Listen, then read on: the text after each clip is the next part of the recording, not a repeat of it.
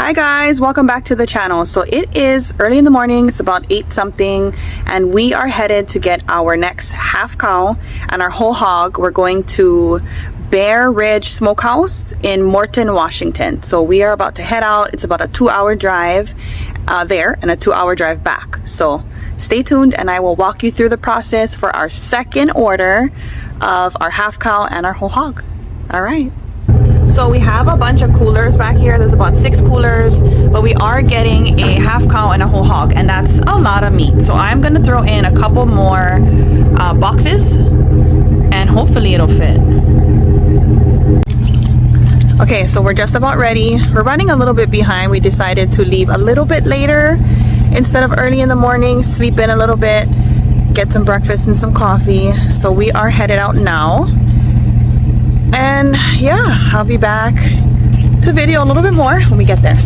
Okay, so after calculating all the costs, I did realize that our pork is a lot higher than what we paid the first time from Forest Cattle. We did choose a different rancher, so keep that in mind. Our beef is also a little bit higher, but prices are skyrocketing, and that's from, I don't know, I called about 4 or 5 different ranchers, 4 or 5, and they all said prices are just going up and up and up every year. So it's always good to order your beef and your hog earlier in the year when the prices are still lower. Now some of them will still raise the price when you get the meat. Fortunately, the rancher that we chose this time, or that I chose this time, is a smaller family-owned business. It's 2 adults and 2 kids, really nice lady, really nice family, and I figure support a smaller, a smaller rancher, a smaller family. They are located near Squim, and the butcher is in Morton, so it's like really far. It's like 2 hours south of us. They are north of us, but the butcher is south. But yeah, so I did go with a different rancher. I figure supports somebody that's a smaller ranch, so we're gonna pay more. So just know that the prices and everything, all the comparisons are higher.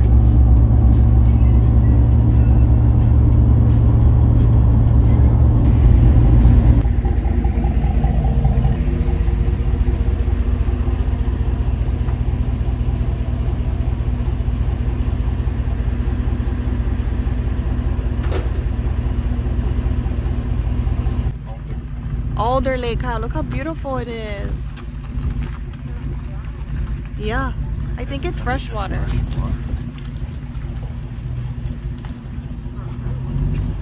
It's beautiful, look at it, it's like turquoise, the color.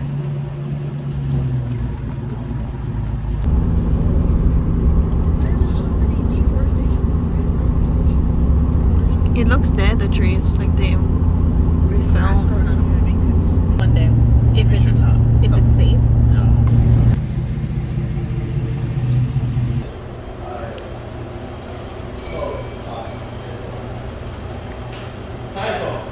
Kuuipo.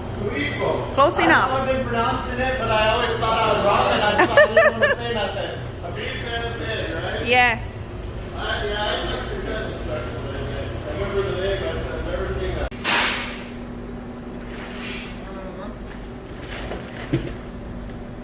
It's lemonade, can I buy it? It's $2.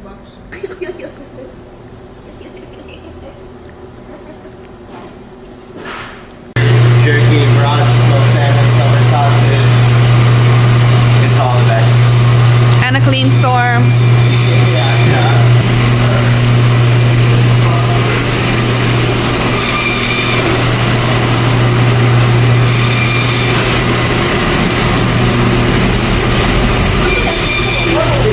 Wait.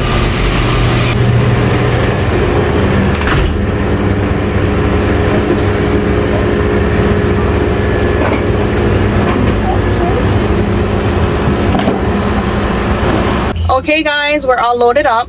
We loaded 6 whole coolers. We used 2 boxes and a garbage bag for the suet and the lard, pork lard. So we're all loaded up and we're gonna head back. It's about a 2-hour drive, maybe a little bit more with some traffic. And we're on the road. So we'll see you guys at home.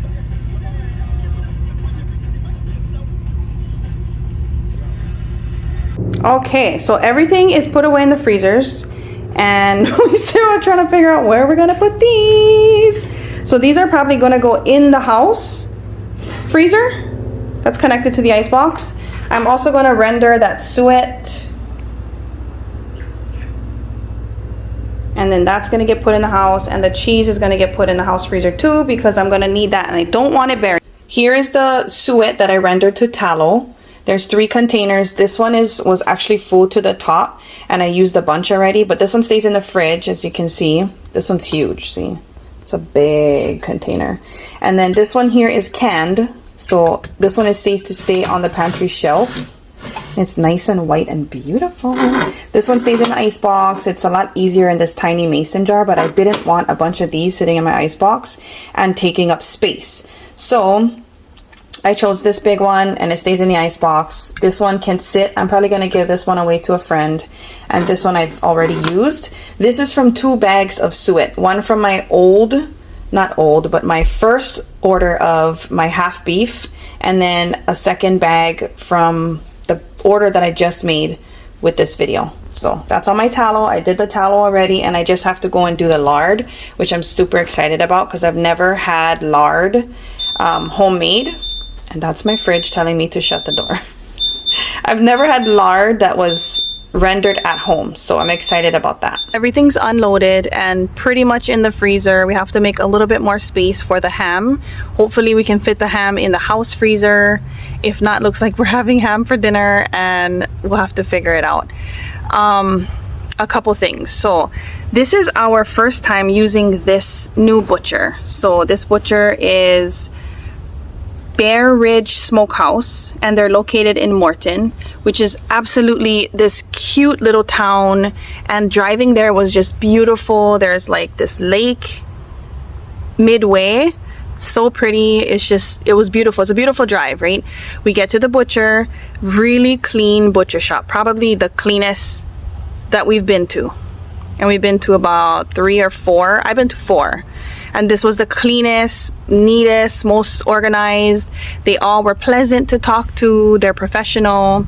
So when we got our pork and our beef the last time when we got it through Forest Cattle, we went through Kelso's Meat, and what was the other name, babe? Kelso's Meat. I forget. I don't even remember the Kelso. I'll put it somewhere here. We went to 2 different butchers. So we went through Forest Cattle, but he had 2 different butchers. One for his beef and one for his hog. They were both great. Everything was wrapped tight, as in the plastic part was wrapped super tight. The butcher paper was wrapped super tight. Like, you had issues trying to get it off. Like, you kind of needed a knife to cut the butcher paper off because it was so snug to the meat, which is great because nothing was damaged, nothing was freezer burn. Everything was in great condition when we defrosted it.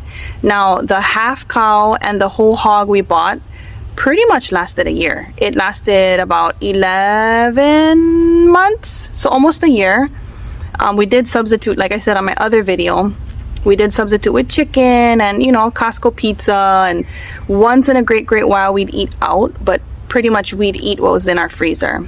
I will calculate all my totals and get all of the percentages of from hanging to take home meat. I'll have all of those calculations in a little bit, so stay tuned and I will be right back. Okay, I'm back with all the totals. So we got a half a beef, and let's start with that. So the half a beef is 406 pounds. The hanging weight is 406 pounds. We paid $4.09 a pound. We paid the butcher $360.10 plus $35 tax for that portion. We took home 246 pounds of beef in 12 crates. Following? We ended up paying just the rancher $1,760.54 for the meat and the slaughter fees and taxes. In total, so that's butcher fees, smoking, cutting, wrapping, all that good stuff, plus the cow. So the total we paid for the beef is $2,155.64. That's the beef total. We came home with about 60.5% of the beef, so not that great. The last butcher we went to, we came home with 70% of our meat, so not that great with this butcher.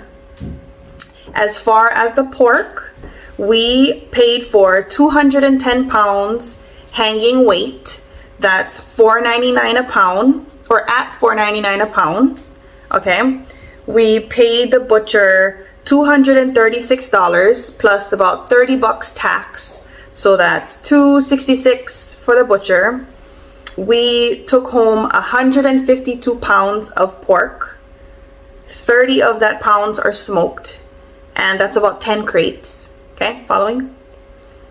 We paid the rancher $1,167.90, and the total, so that's butcher fees, cut and wrap, smoking, all that good stuff, plus the hog, we paid $1,433.90, and that came out to be about 72% of the meat, so that's pretty dang good.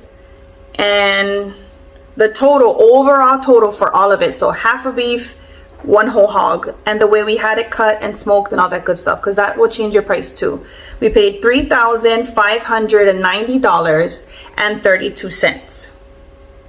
Yes. And then the butcher, if you want to separate the butcher fees, so for both, we paid $661.88 just for the butcher's work. So smoking, cutting, wrapping, all that good stuff. That's what we paid just them. $661.88. The price went up significantly. We paid a lot more per pound because the price is rising very dramatically, but this rancher also charges their own rate, right? So we're paying a little bit more because this rancher charged us a little bit more. So we decided to do a thing and we decided to shrink wrap the meat just in case. So in this freezer, this is the pork sides. There's about 6 in here. Not put back how I want it. So I'm gonna fix it really quickly. Okay. So the pork sides are in here, bones, some other organ meats, and let's take a look at this one. So it took us like all day. So we woke up this morning, we had breakfast and coffee, and then I ordered some stuff at Target because I needed some mason jars for the tallow, for the suet that I was making into tallow.